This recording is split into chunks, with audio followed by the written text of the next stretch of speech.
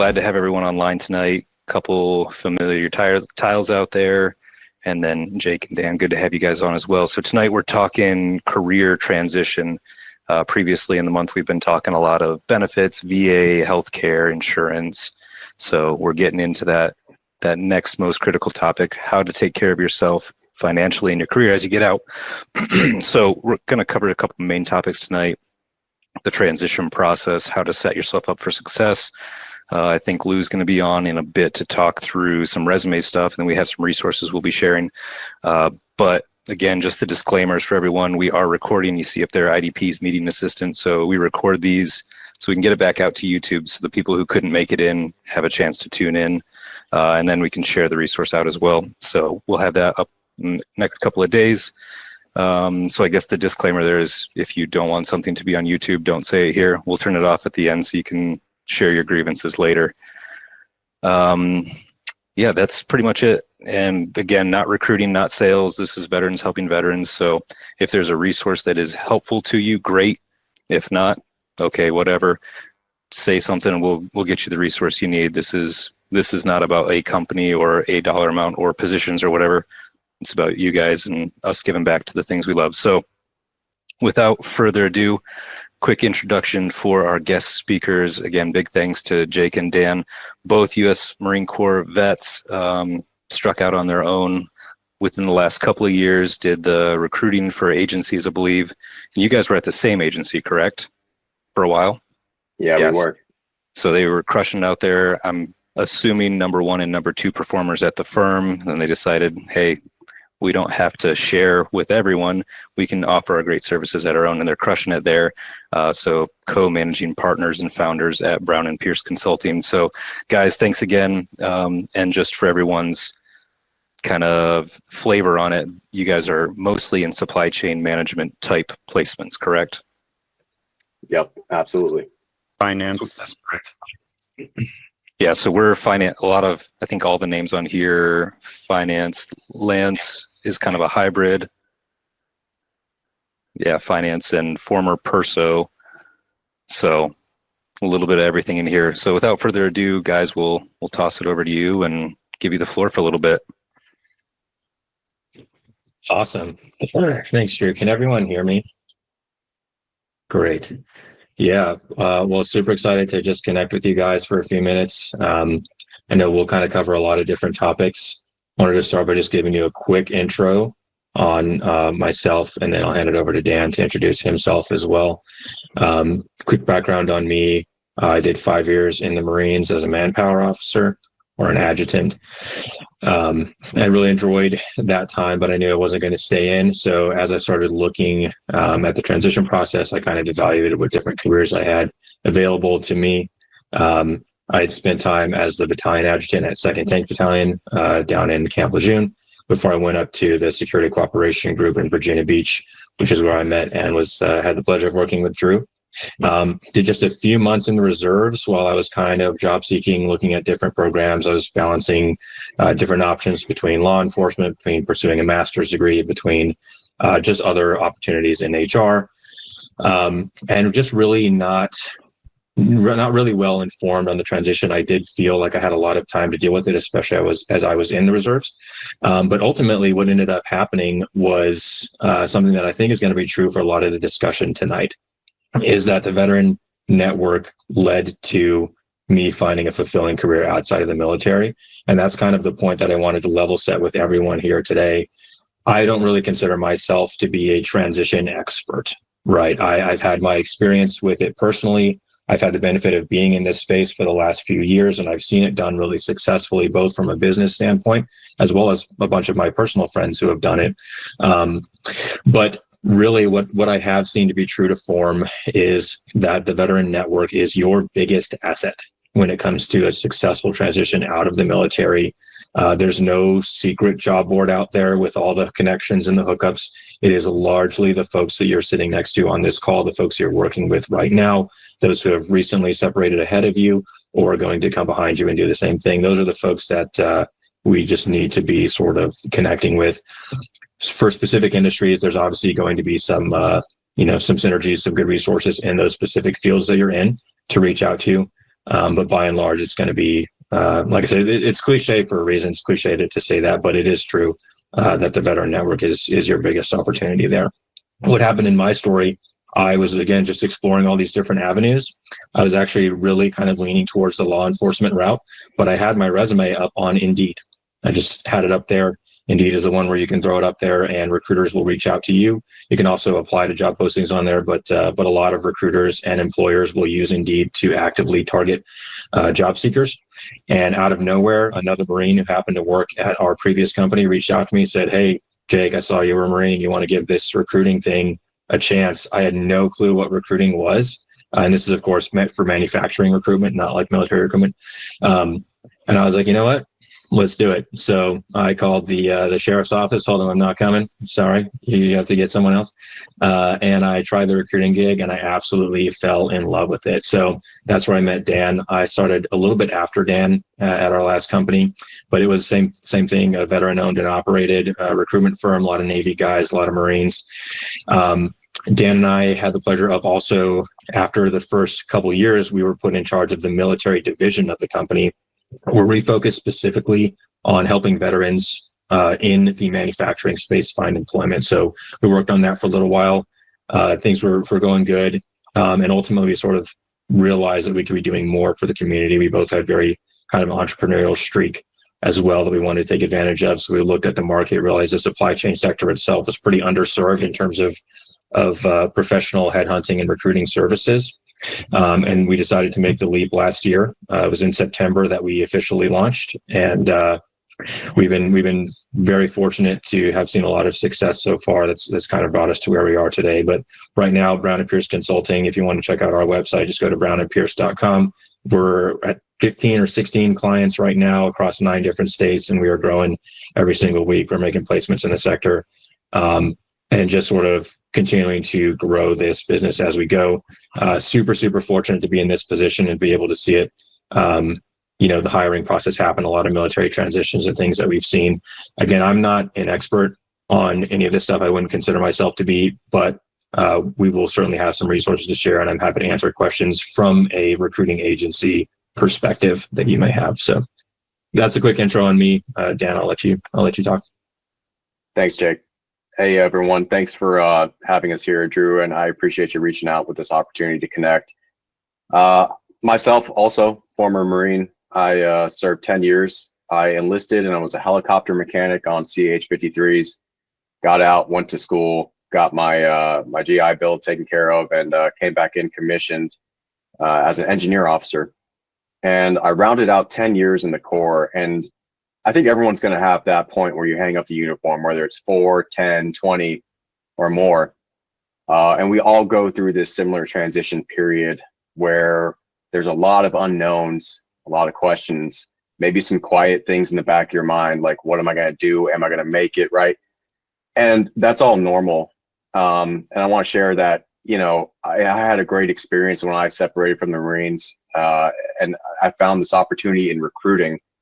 I was sitting on the rifle range at MCRD Parris Island, and in between, ceasefire, and I was looking at Skill Bridge, and I honed in on one right there in Beaufort, and I was like, what is this? And that's how I found the company that Jake and I met at.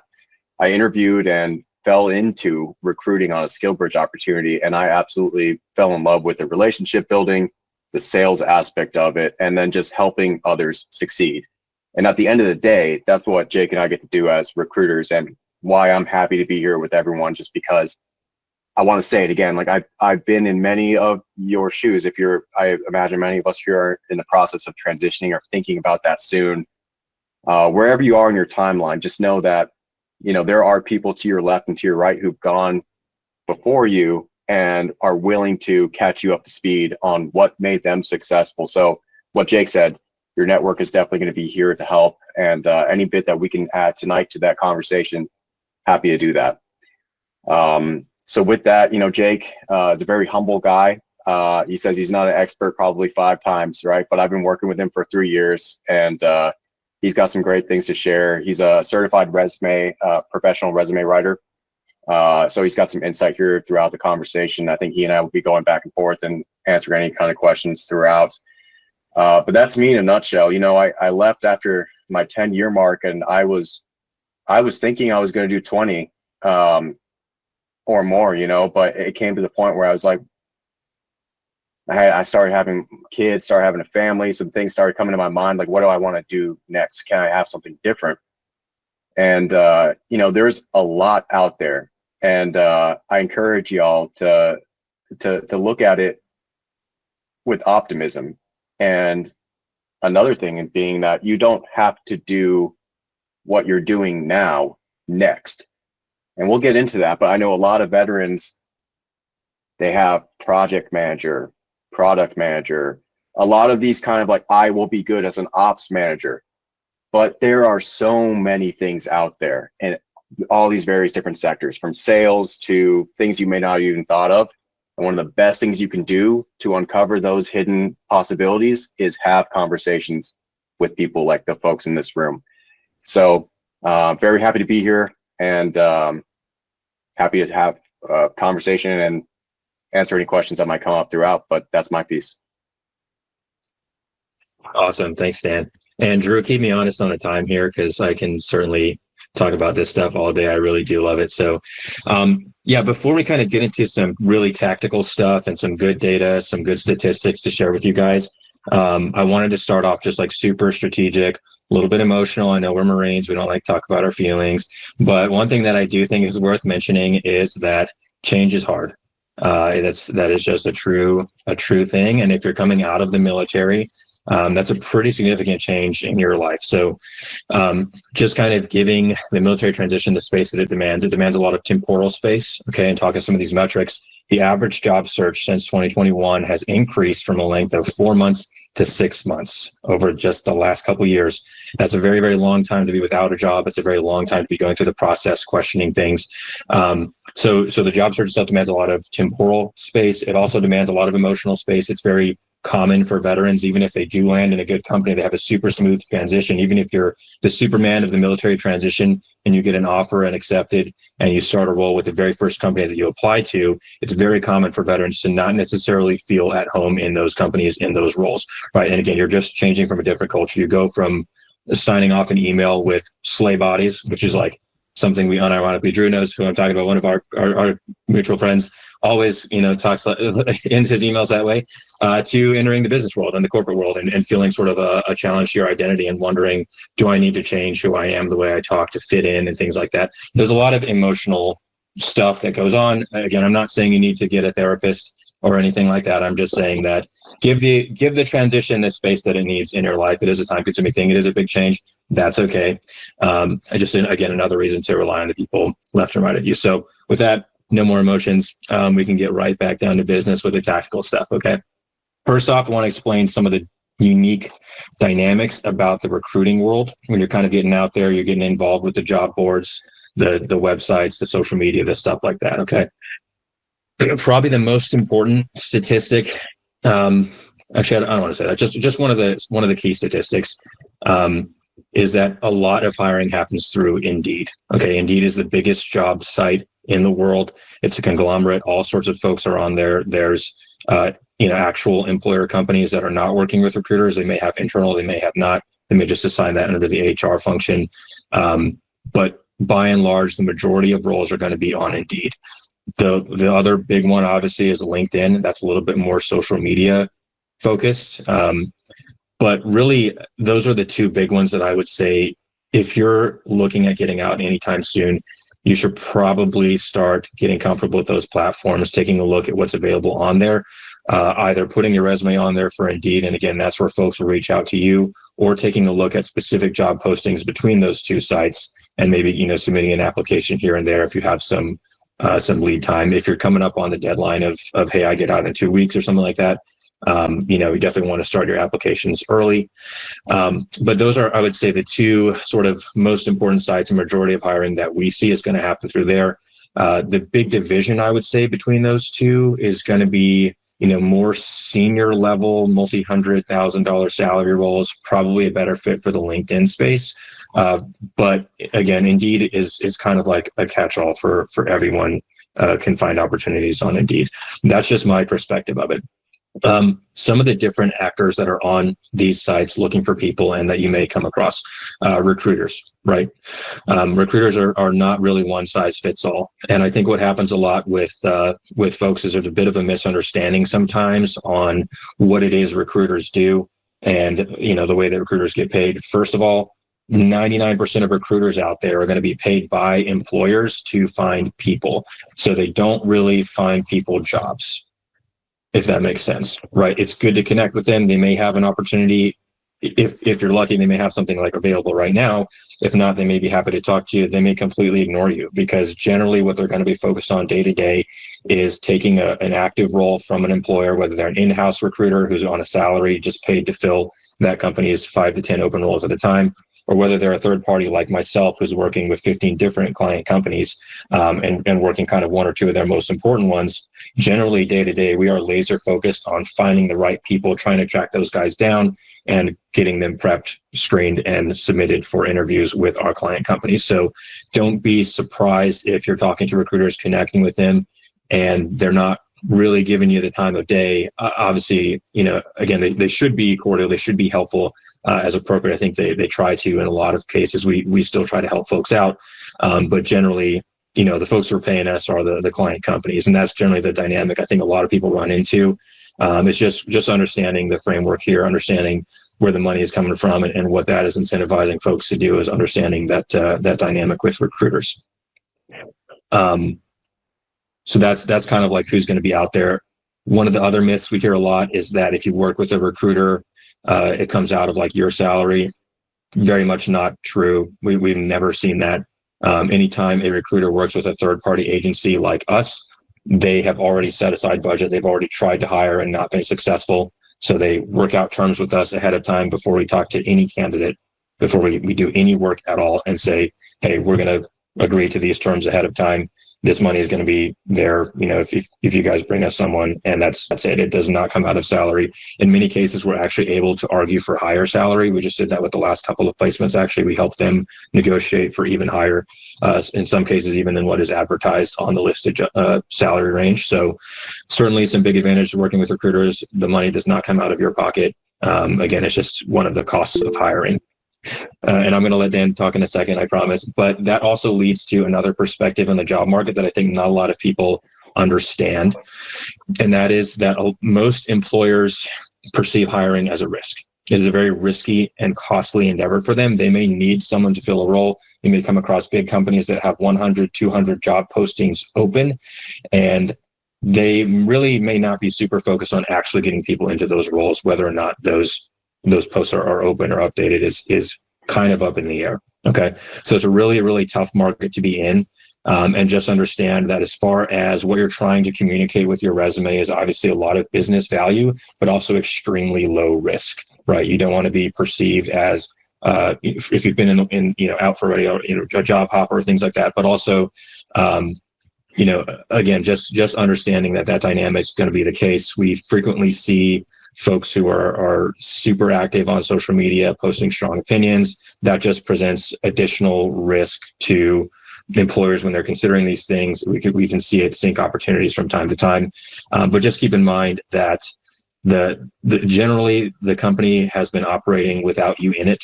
And so you need to communicate as much value and as little risk as possible going into the process. That's just kind of like the framework of understanding that I think some people miss out on.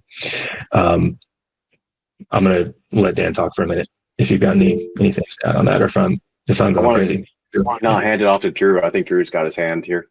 Yeah, I'm waving it over there. I'm going to jump in for a second. Jake, just a quick question on what you're talking about for the salary negotiation.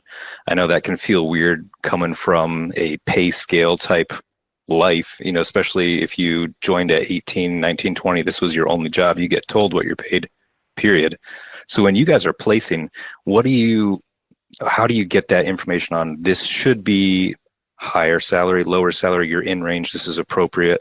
And then the second part of that question is, are you advocating on behalf of your placement, or are you giving them, hey, this is what we think, you should go negotiate on this? I could take that one here. So yeah, one of the reasons that I think we have an effective position to provide service on both ends of that spectrum to not only the company, but also to the candidate is because we position ourselves as market experts. And so much as that we are constantly talking to leaders in the market, whether they're clients or not. I'm making upwards of 30, 40, 50 calls a day sometimes to CEOs, VPs of sales. And I'm asking them, I'm like, I got a guy, he has this much, he's targeting this much. Does that work for you? And I'm getting, no kidding, on the ground, real intel from folks, whether I'm working with them or not. And I'm also speaking, and Jake is also speaking with candidates in the same sector who are sharing their salaries and their bonuses, their commission structure. So we aggregate all of this organically just by the conversations that we have, both in the business side of the field, but also with the candidates. There's a lot of just easy comparison tools out there. Like you could throw into ChatGPT, average controller or financial planning and an assessment or analysis manager pay, and just have it pop out some general numbers for, Fortune 500, mid-size and small companies. And then you got to take into account there's a different things out there on like different tools for cost of living comparisons as well, where you can say my average salary is $150 in LA. What's it need to be in Tulsa, Oklahoma?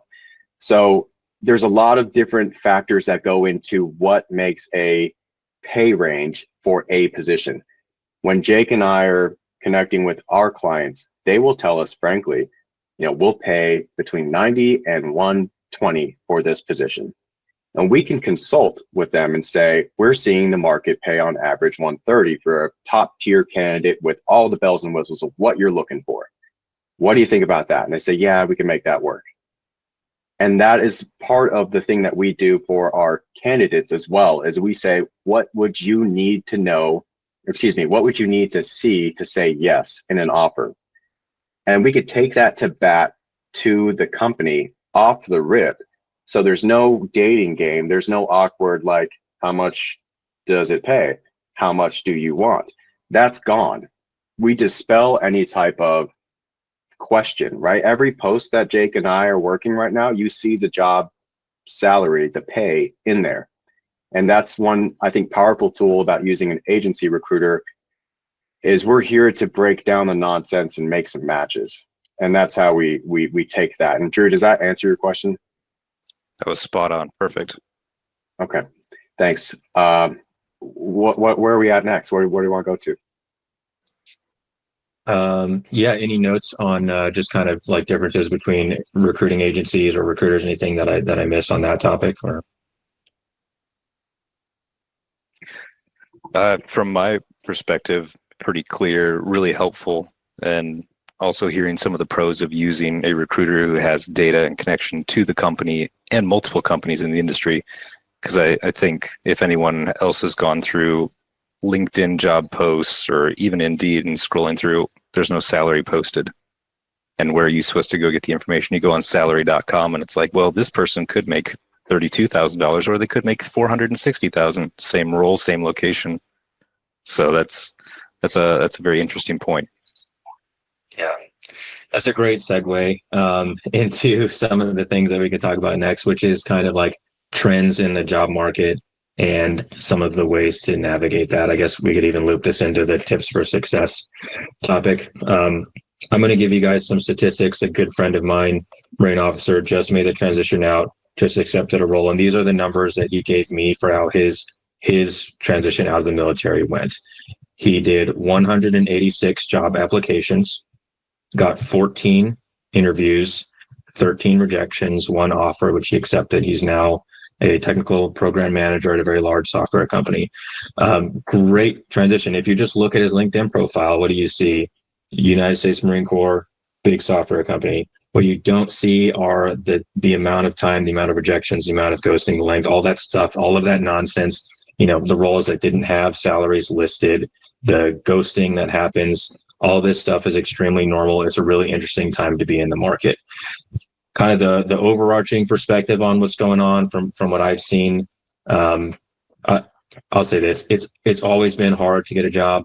As veterans, you're technically up against folks in the industry, And if it's completely on its face, all things else considered, you're not bringing industry experience. Companies are going to tend to prefer someone who has that background, despite all the lip service about being veteran friendly. It really does help to connect with other veterans who understand what you're doing, who understand the value you bring to the table, because a lot of it is just kind of like it's posted there, but they're not super serious about, for example, being flexible with like reserve requirements or things like that, or they're more than willing to post veteran friendly on their page, and they may have a few other veterans there, but are they really serious about being supportive of the veteran community? I don't know. What I do mean to communicate is that it is a tough job market and requires a lot of job applications to achieve the kind of results that you're going to get that's going to lead to an offer.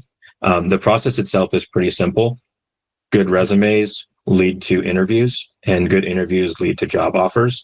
So in terms of focusing your training, your preparation, or spending time in this transition, you're like, I wonder how I should be using my time. A fair amount of applications are going to be required, most likely for you to find the right fit. A fair amount of tailoring of your resume, of having folks look at it, consider getting it professionally written. I don't think it's necessary. You can use the Harvard Resume Guide, and we'll share that resource at the end. Use the Harvard Resume Guide. That's what I used when I was writing resumes professionally. So hopefully no one is mad about that, because I was literally just using the Harvard Resume Guide. But it works. It really does work. So once you've got a good resume, you'll notice that it's working, because you're going to start to get interviews. If you're having a lot of interviews but you're not getting offers, then maybe you consider working on your interview skills, taking a look at behavioral questions, understanding the STAR response format, right? And having some sort of go-to stories in your back pocket, where if someone says, how do you deal with a challenging coworker? Tell us about yourself. You have that stuff memorized, and you just spit it out, and you're not worried at all about what to say, just how to say it, how to appear the best version of yourself. And then finally, when it gets to, you'll know you're really good at interviews when you're getting offers, right? And it's just a matter of, is this the right fit for me? One thing I always tell people as well is the first fit may not actually be the right fit. Just because, the first person reached out to you on Indeed, you may think, hey, I'm good to go, may not be the best quality job out there, may not be the right long-term fit. So you definitely don't want to rush things with a career move like this, because it is a pretty big impact.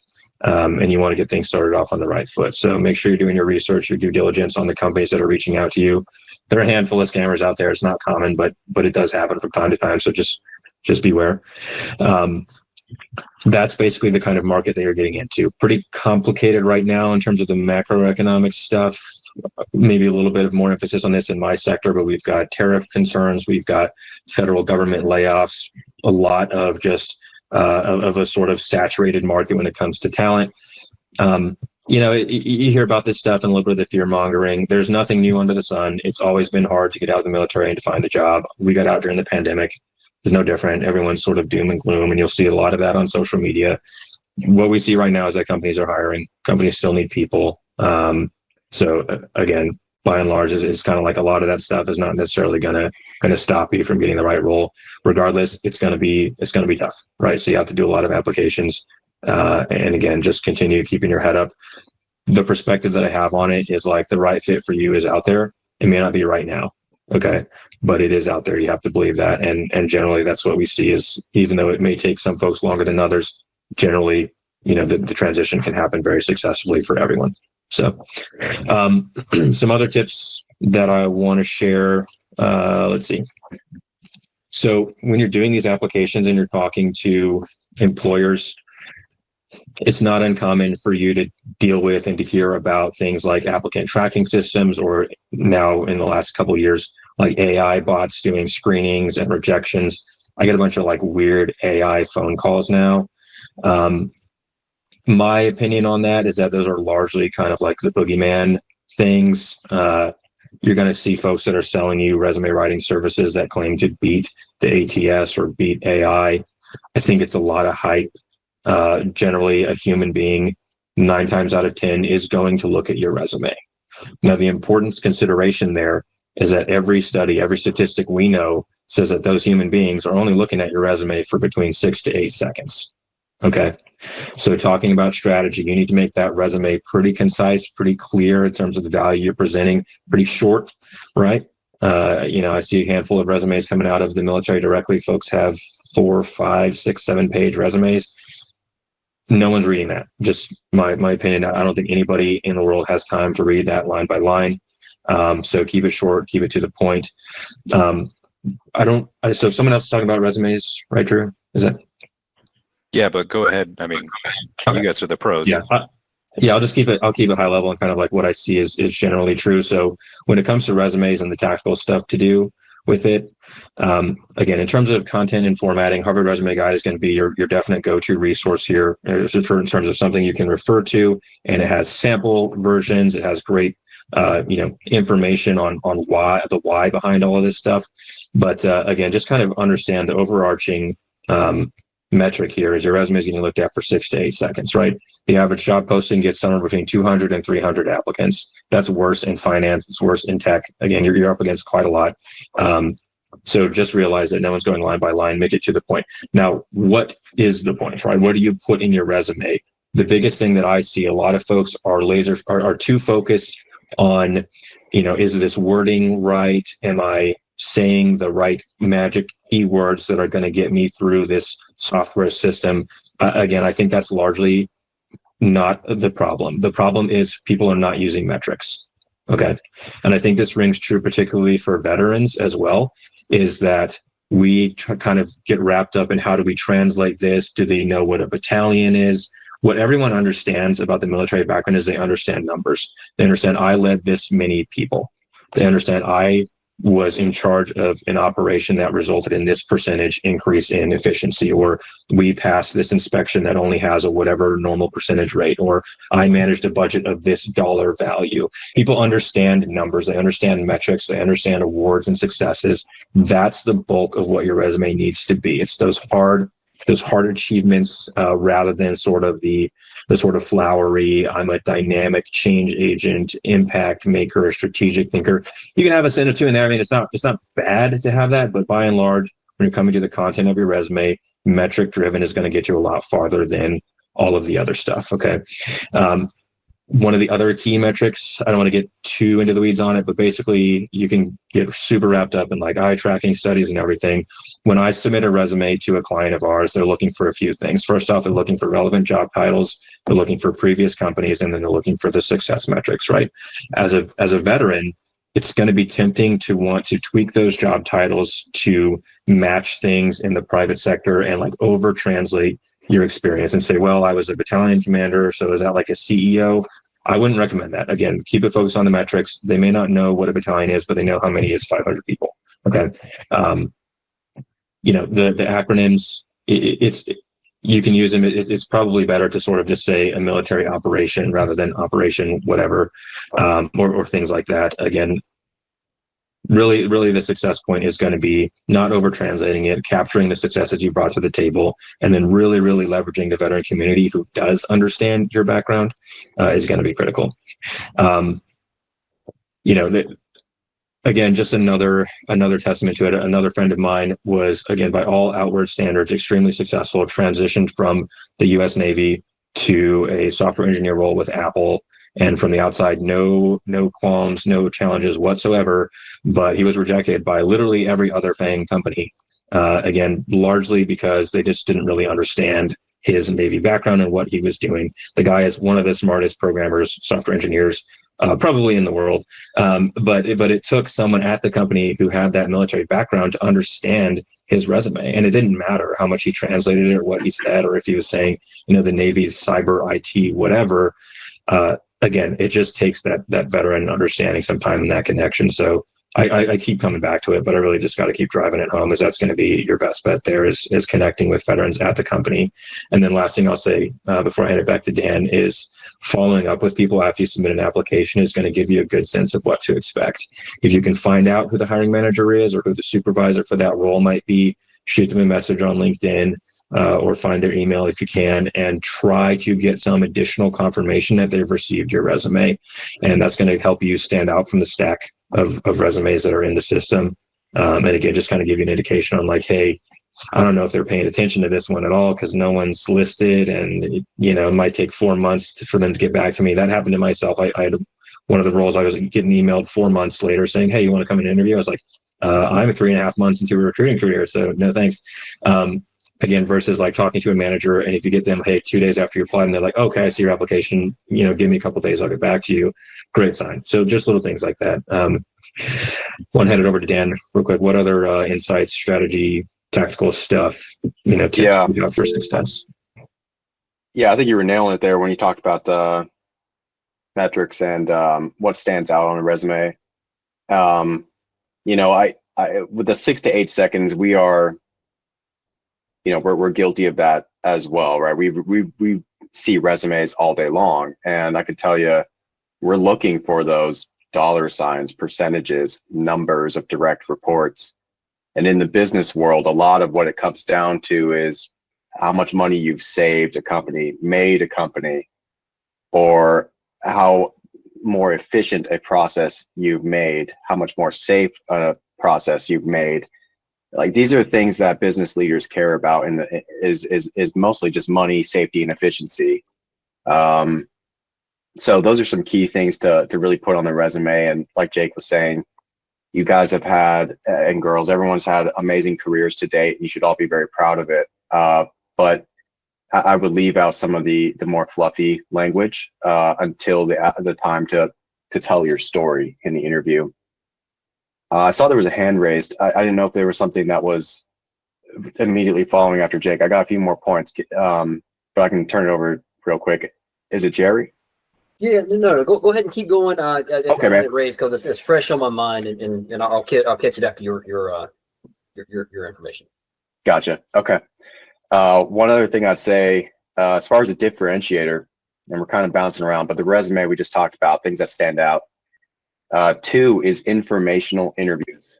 I think are just a fantastic tool, and what you can be doing at the stages prior to your EAS, whether that be terminal leave, or I just submitted my paperwork to resign or retire, or EAS, is start reaching out to veterans at companies or next to the company you want to work with, a similar company, and just ask them about their day-to-day job. Ask them about what matters and what you do. What do you see? What are the unforeseen pitfalls? How important was that PMP?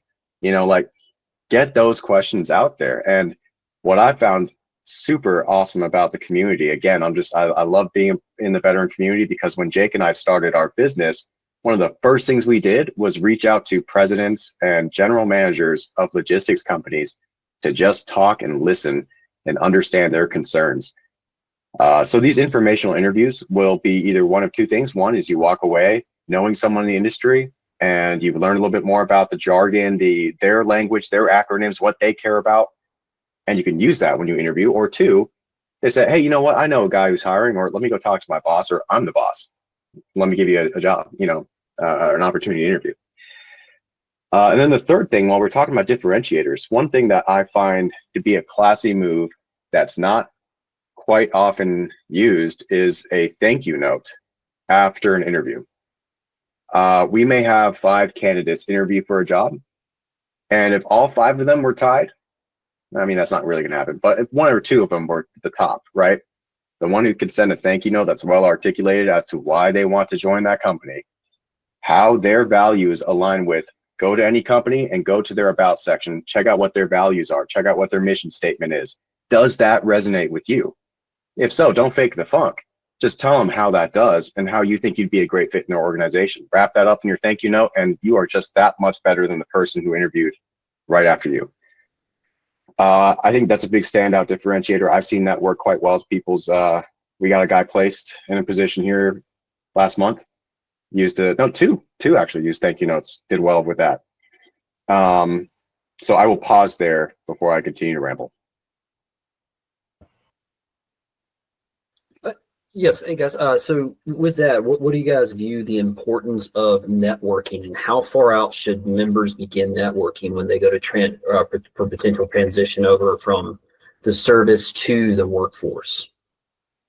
Yeah, perfect. I say as soon as possible, and I know that's an easy answer, but if you know your EAS retirement's coming up a year from now, that's the right time. I think you can keep a note book, right? Like let me put it this way. If you're still not sure what you want to do, one tool and one exercise you could do, write down the things you don't think you want to do.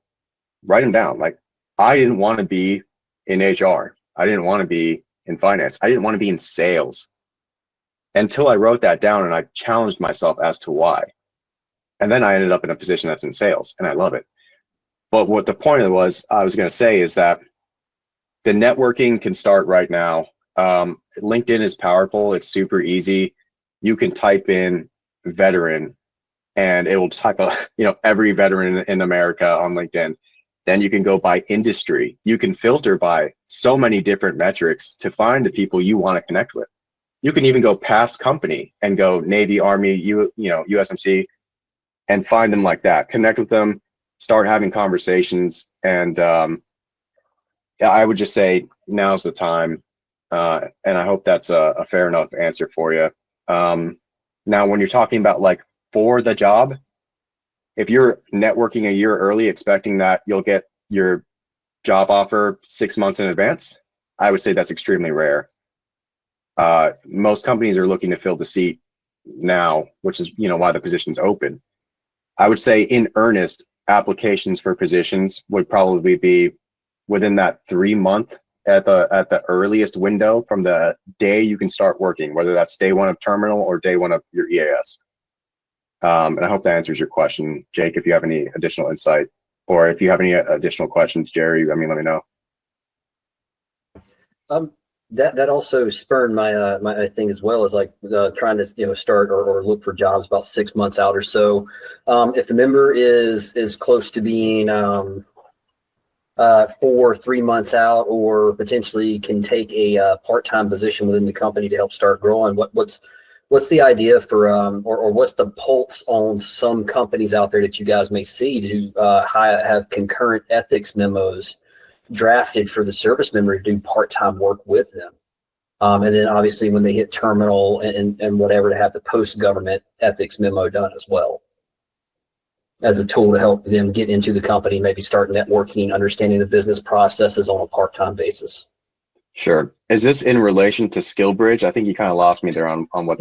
No. So for service members, you can they can actually start working while they're in uniform and obtain a concurrent employment ethics memo. Oh, gotcha. Which is similar to the post-government employment, but it allows them to have a ethics memo in place saying, hey, you're doing a military job here. You want to do a job in a commercial company. We looked at the commercial company. We see that it does not coincide with the military. And then also here's your left and rights, that you can work within this company, but you cannot work on behalf of like government projects and things like that. Sure. No, that makes sense. Jake, have you seen much of that? I haven't, but I would say, any experience you can develop that is non-military is going to be advantageous to you. So if you have the opportunity to do that, or like Dan mentioned, SkillBridge, I highly recommend it. Yeah, for me, that's not something I'm very well versed in, and I don't want to give you bad gouge. I think that if you're able to pursue that and command and everyone's on board, I would go for it. I've not come across companies that are looking for part-time active service members in that capacity quite often. So I wonder if that's in specifically the field that you're looking for, maybe in the companies that you're looking for. That's just not something that I've had experience with. Yeah, it's probably a little bit outside of supply chain stuff. It's probably a lot more service based on those type of engagement memos. Yeah, that's an interesting one, especially considering most of your supply chain is going to need that full-time commitment, because it's not like you can do part of a supply chain role and then leave it hanging. Sure. So, hey, I'm going to open up the floor to anyone. And while I'm doing that, I want to thank Jake and Dan for coming on, sharing a ton of stuff. You basically hit 80% of my questions that I had prepped for this. So you crushed it, but also made it a little bit harder for me. But the informational interviews, I just want to hit back on what Jake was saying. That's also what this community is for and can be used for. So if you want to reach out to someone in the community because you have a specific field that you want to get to, a lot of us are pretty well connected across different industries. So like for me personally, I spent 3 years outside of government contracting again, doing the civilian workforce. So if somebody wanted consulting, business, finance, accounting, not-for-profit, like we have a big network of that. And so many other people just from your experience and the 20-year careers and the people that you've known in and out of the service, people that have gotten out and started their own things. We have that network, and that's what this is here for. This is the informal network that gets you connected to that veteran who can help the decision maker realize your value out there. So shameless plug here, I'm going to drop a link to our Discord server in the chat. That's where you guys can jump in, find information out there.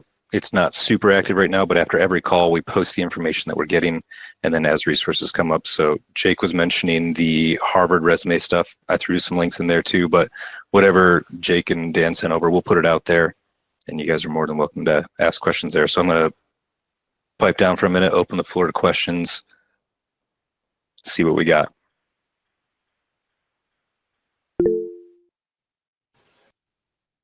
Yeah, go for it, Micah. Hey, gentlemen, I have a question. I know that age discrimination is not quote unquote legal. However, is there age discrimination for people that are retiring? We've done 25 to 30 years and you start at 18.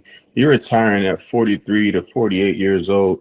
Is there a stigma with people that are veterans that are older and retiring, quote unquote, teaching an old dog new tricks? And then are those individuals easily transferable if their resume is worded properly to transition into a leadership position? It's kind of a 2-3 part question. Yeah, I would say, ageism is real. I will say that in the parameters of what you just shared, being in the Marines, I remember being 18 and looking at my, master gunnery sergeant and being like, this guy is old, and I remember being a PFC and thinking like, wow.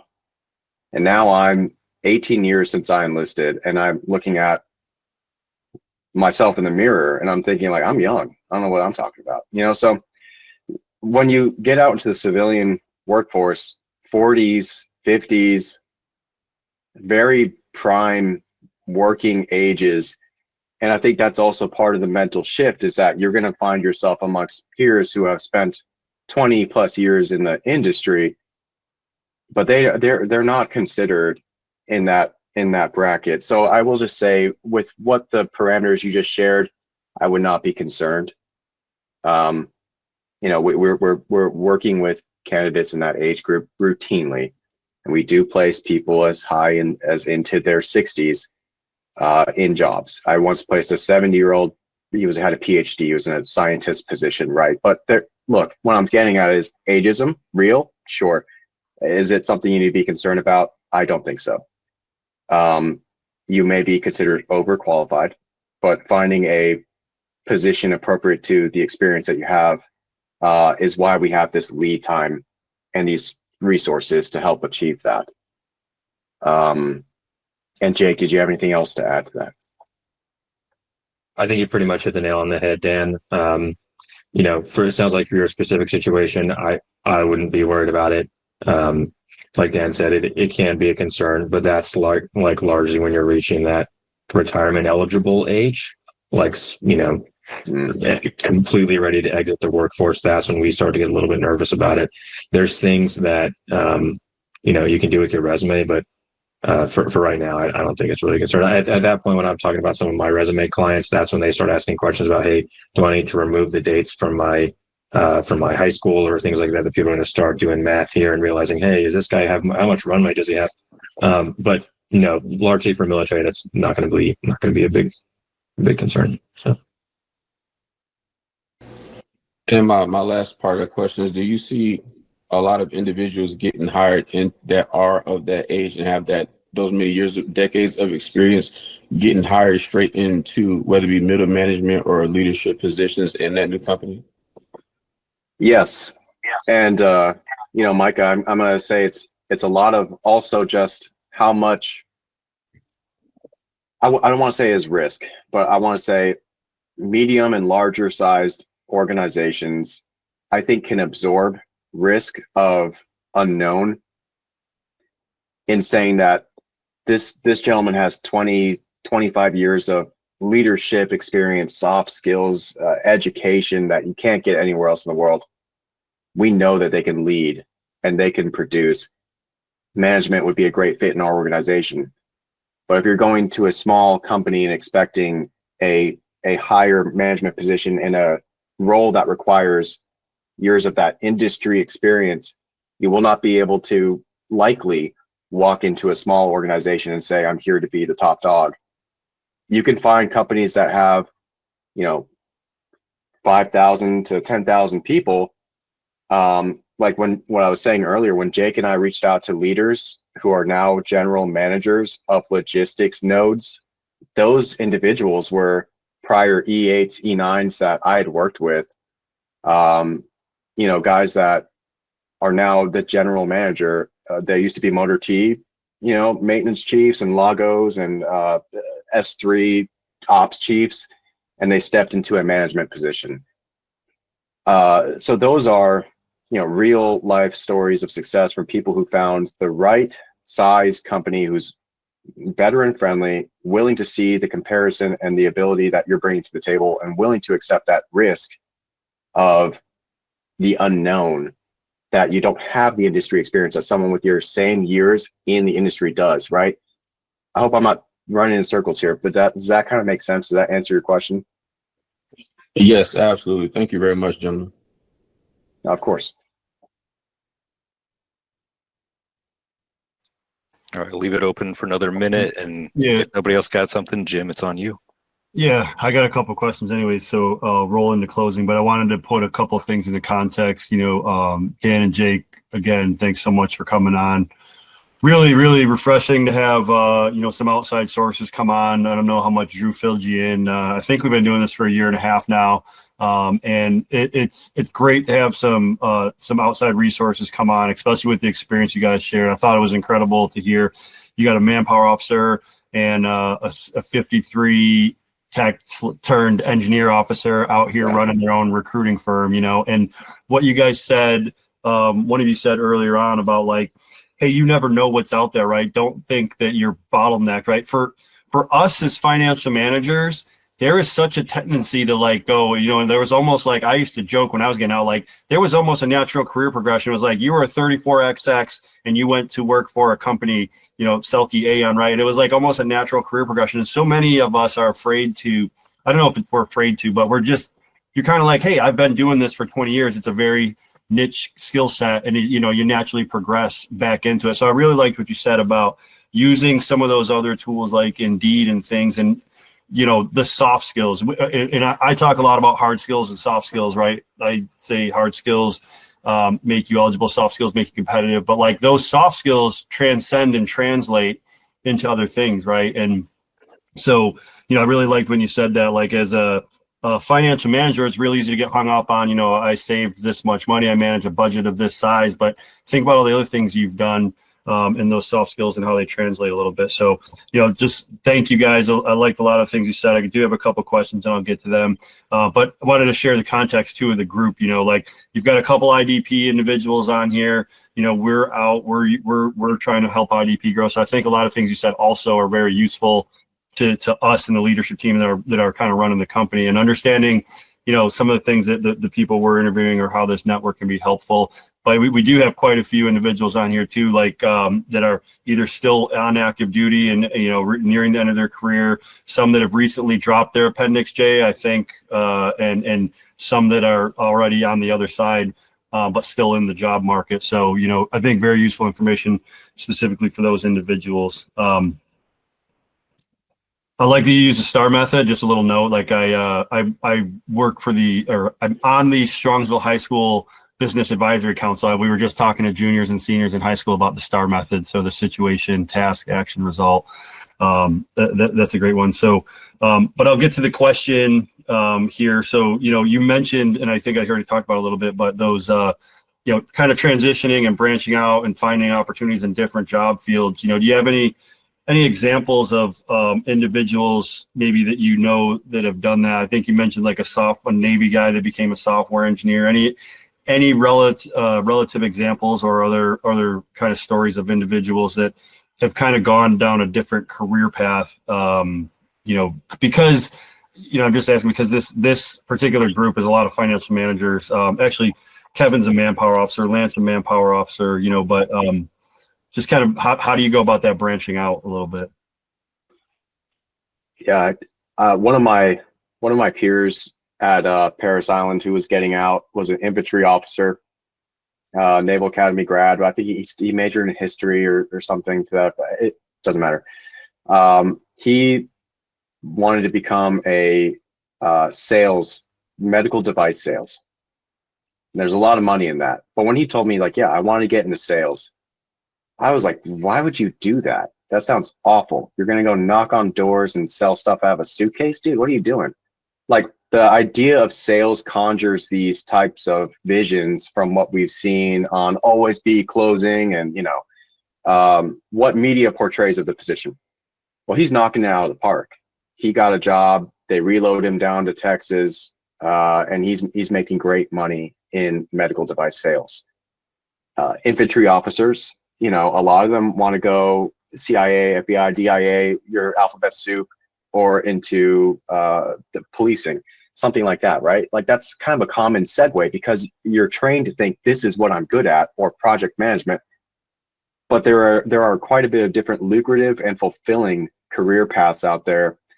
That exercise I shared was actually shared with me by my ACP mentor. I went through the ACP program at American Corporate Partners.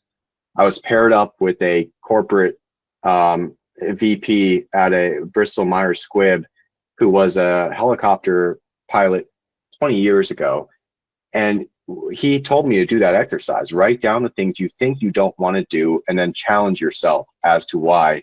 And that was powerful for me, and that's why I'm sharing it. But that's just one example of, I used to think like the idea of sales was terrible, but it is a wonderful vehicle for social mobility for people who are interested in a career that is very much so. I eat what I kill, and what I put in, I get back. If you're tired of being in the service where you get paid as much as the guy next to you who does half as much at the same rate and time and service, find yourself a position where your effort will result in more money. That's a kind of a no-brainer. So that's just what I would say. There's so much out there. A lot of friends went to project management. They're doing well. They enjoy that. But it can be a little bit sticky. So have the conversations, and I'll pause there. Jake, did you have any other? Yeah, just a quick one. A friend of mine was a Navy guy, had nothing to do with food manufacturing, but found a role as a leader in the food manufacturing company in Dallas. Didn't even live in Texas, but he got offered the job, picked up his family, moved to Dallas, and now he's crushing at a big food company. So, and again, that's another case where they just see that translation of the leadership experience that you bring, the competency, and they like Dan said, they sort of mitigate that risk, so they're able to absorb it, whatever. But yeah, absolutely. For me, when I was looking at it, I did interview for several HR roles. And I was like, I don't know about this. But what was important to me was getting something that was fully remote and like flexible, and that I could, same as Dan, eat what I kill. I wanted to just crush it. That's what I did. And so, I tried out recruitment because it offered that package. Didn't really know what I was getting into, but it ended up working out really, really great. And yeah, I don't have anything else to add to what Dan said. Definitely hit it on the head there. So. Yeah, no, great. I appreciate the examples. I want to just check in, Drew. I don't know, your hands up. I'll get to you in a second. It is, we've reached the hour time frame, and Dan and Jake, I want to be respectful of your time. If either of you got to drop, I don't know if Drew prepped you, but this usually goes like 90 minutes or more. We got to end up getting into conversation, talk about things. We'll talk about the Giants selecting Abdul Carter and how their defense is going to be so dominant next year. And we'll get to all that later. I still do got a couple more questions for you guys if you're willing to stay on.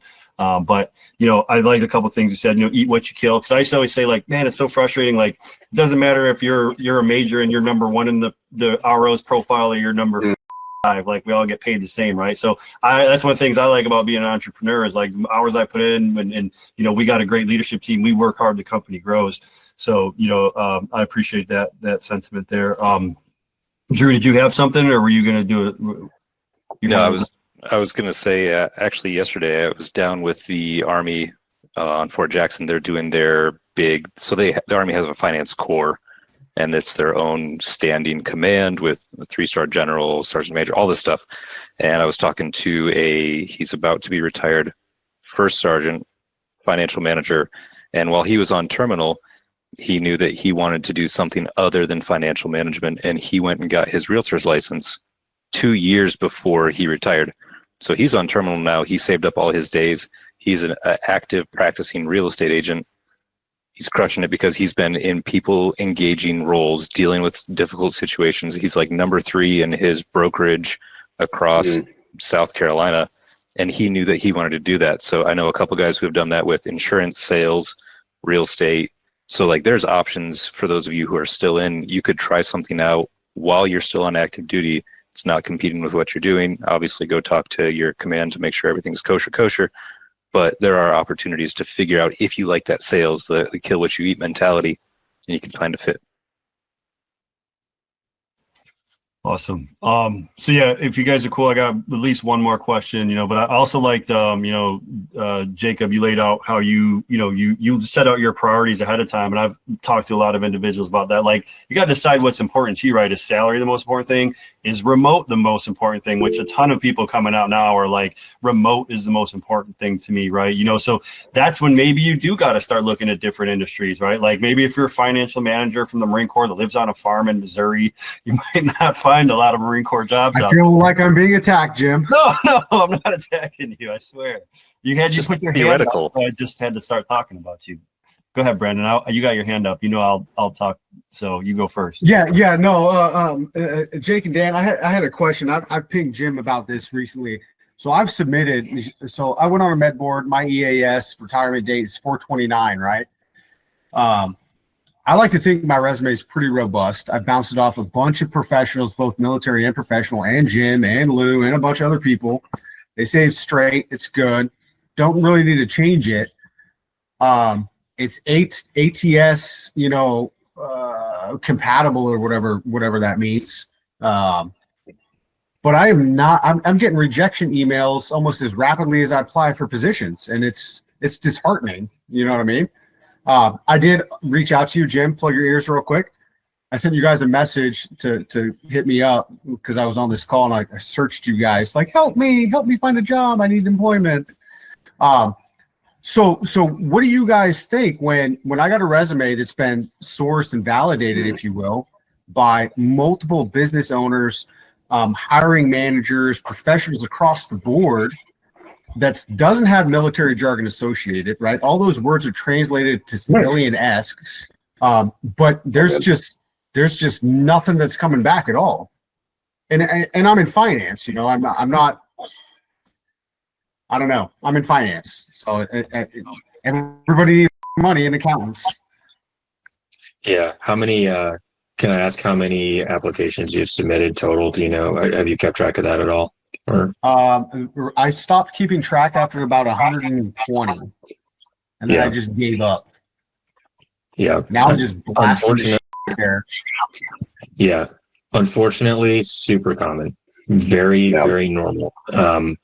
It's most likely there's nothing wrong with you or your resume. Okay. Like you have to tell yourself that this is an extremely difficult market to be in right now. That's what Jim and I have been talking about. Play. And I spent a little time too, sort of pontificating about this, writing letters to my editor and stuff about the state of hiring right now and the lack of resources that is going into it.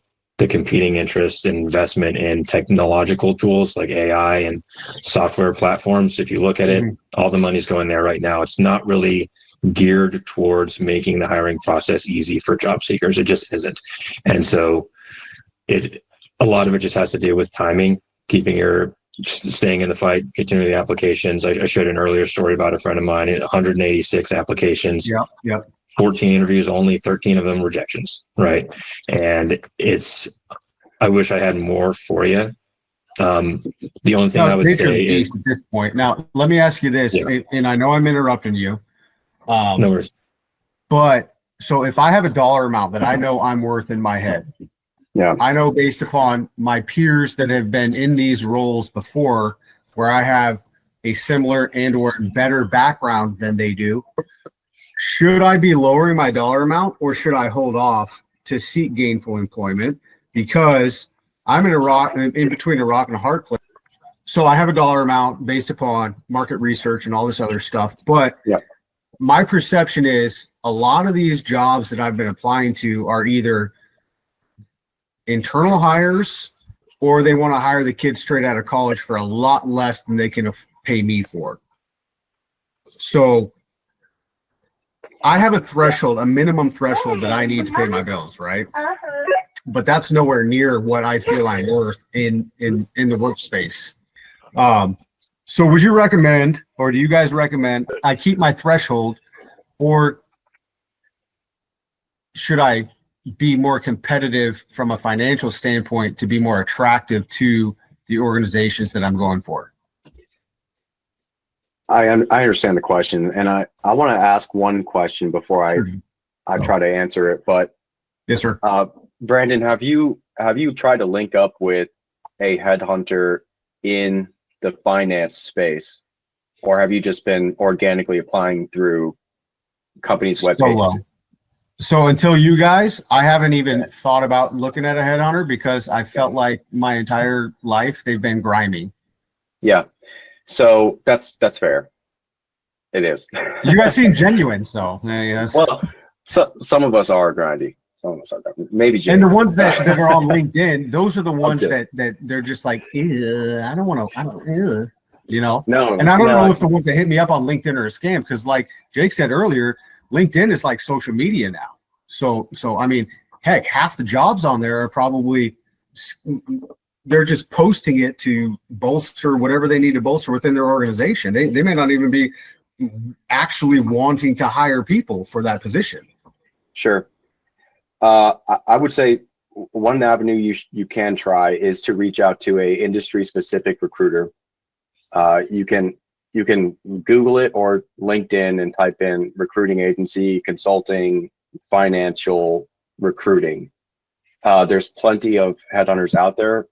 And the benefit, Brandon, that you would get from that is if there is a position that aligns with what you're looking for, as you I think gathered, is they would submit it directly to the hiring manager with an endorsement and expansion on not just your resume. You're not nameless and faceless. You're more than just the resume, like why you want the job, what your target salaries, etc.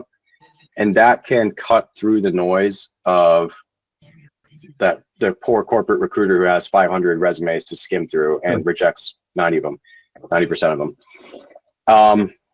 As far as the salary price point and lowering to get your foot in the door, at the end of the day, I don't would, like it personally, but at this point, you know what I mean? Yeah, I will say that in the civilian world, I mean, loyalty is very highly prized. I wouldn't make a habit of loyalty this. from the employee, though, not necessarily from the employer. Correct. So what I'm trying to say is that if you were to make that decision to lower your price point, just know that you can do that, gain the cred or the experience at that company, and then jump to another one for a faster pay raise than you would if you stayed with that company. The caution would be is that I don't make a habit of it, because the job hopping is what is a common term out here, and that people who have 2-year or less periods back to back to back to back on a resume raise eyebrows of concern that they're doing it for, selfish reasons or for the dollar or whatever, and companies don't want to invest in that. So my point is if you decide that that's the thing you need to do to bring yourself to that point, to say, let's take a job at this price point, and then in a year you can have another opportunity to get another job somewhere else at a competitor for 20, 30, 40K more, then yeah, you can do that. But I wouldn't recommend that as COA 1.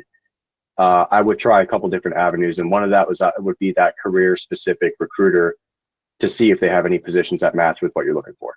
Now, you guys are supply chain. Do you have any contacts within any other Yeah. categories of employment that you can put in the chat for anybody else who may not be necessarily in finance or want to do supply chain? Because even in supply chain management, right? You guys need financial managers. You guys need financial We do. analysts. We do. So would you guys be, let's say that I reached out to you guys, because I did. Would you guys be placing financial managers, or should these people be, and myself included, be reaching out to specific financial manager recruiters to be placed in a supply chain management organization? Yes, we are doing financial roles right now. We have two in particular. We just filled one. We have a controller, and we have a financial planning one with our client in Ohio, right? But that's like, you know, two jobs in one location that may not be, that's not our bread and butter, but that's what we're doing right now. Way to pick we will- another defensive tackle you don't need. Yeah. So we'll pick the you know, we do what our client asks us to do. We're going to put our nose to the grindstone and get it done, right? But my recommendation would be to reach out to an industry specific recruiter. Okay. You're welcome to check out the jobs we're working to see if that interests you, and we're happy to talk to you about it. But by and large, that's not our bread and butter, right? So I would say find the folks who that's their bread and butter across multiple industries. Sure. Yeah, Sure. every industry is going to have headhunters, and there's going to be a headhunter somewhere out there that is specifically looking for people like you. You got to find them, but they're out there. We're a little bit larger, more a little bit more generalized than a lot of recruiters are, but yeah. And do you guys have that network of other ones that you've worked with that you can share with us, or no? Yeah, it's not something I have handy, but we can link up afterwards. And Okay. and Drew, I can also share with folks that I know in my network who are specific financial recruiters. And I'm happy to share just like LinkedIn profiles of who I know. You know, it's kind of a small space. And what's cool about agency recruitment is that because we're niched, we could put our egos aside, and I can help out an agency recruiter who only does aerospace, you know, because it doesn't matter to me, right? Like I want to help others, and that's something unique about our industry, I think. Yeah. Okay, cool. Thanks, guys. Look forward to chatting later. Absolutely.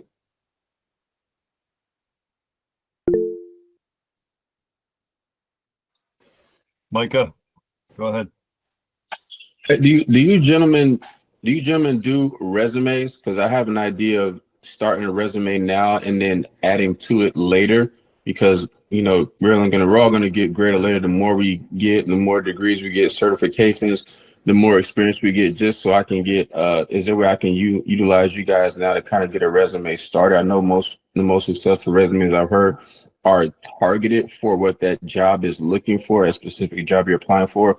But at least getting a good civilian resume started that way, then as time progresses, I can just add certifications, I can add accolades to it. Do you offer those? We don't write resumes specifically for folks.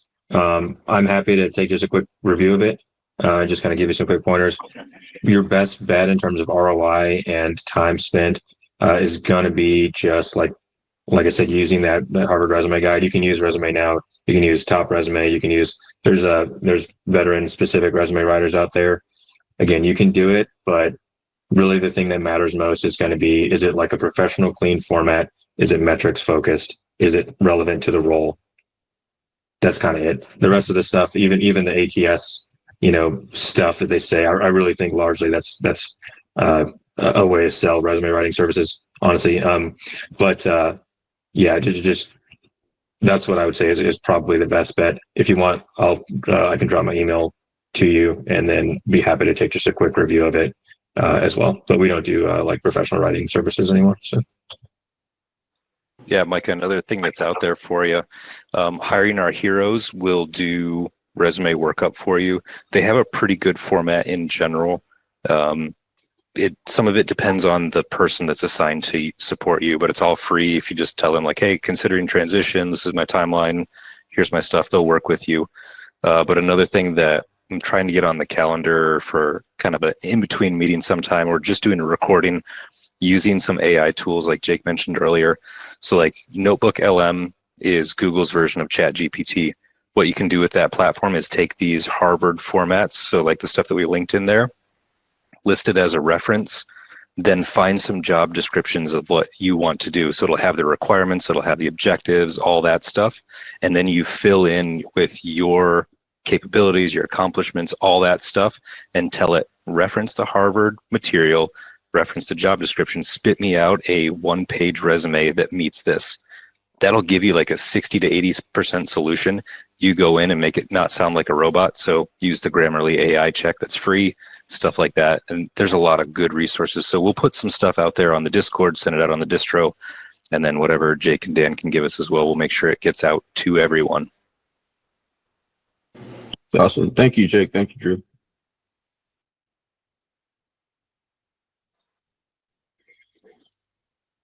All right. Jim, I think probably good to close it out. We can turn off the recording if anyone wants to stick around a little later. Yeah, absolutely. Just want to say thanks again to everyone who dialed in to participate. As we always say, you know, veterans helping veterans, and, you know, truly believe in the cause. So, you know, if you thought it was useful, pass the word. If you know anybody, open to all ranks, all, you know, career progression timelines, all services, whatever.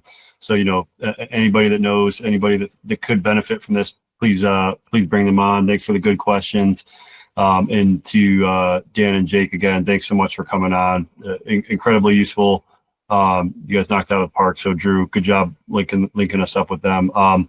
Last thing too, you know, like we're working through some stuff, Dan and Jake, and to the rest of the team. You know, we've got the Discord server, we've got the YouTube channel, we've got the web page on our website now devoted specifically to the community. So, you know, bear with us if, you know, it takes us a couple, you know, if any of you want to connect directly to Dan and Jake, or you want resources, that Harvard, resume tool, we're going to get everything. Reach out to any one of us on the IDP team directly. Be like, hey, you mentioned this. Where does that at? As we continue to dial in the delivery, and like the real value of this is kind of what happens in between the monthly calls, right? You know, oh, you guys talked about this. Like that was really useful to me. Like I need to know more. I couldn't get enough information in that hour. So, you know, we're going to move on to a new topic next month, but we'll circle back to this again, you know, in the next 6-month cycle and keep coming back. So, you know, the networking, the connections, and the information sharing in between these monthly calls is where a lot of the money is made for those of us that need the help and assistance. So last thank you to Jake and Dan. And I'll look forward to connecting with you guys offline later on. Yeah, that's all I got for everybody. I'm going to stick around for a minute if anybody wants to, like we usually do, chat, whatever. But anyone that wants to is free to drop at this time. Dan and Jake, you guys got any parting shots? Thanks for your service, everyone. And thank you guys for having us on. Appreciate it. All right. Yeah, likewise, everyone. It was a pleasure to be here. Thank you for the interaction, the conversations, and looking forward to connecting with folks. You can find us on LinkedIn. Yeah, always a pleasure. All right.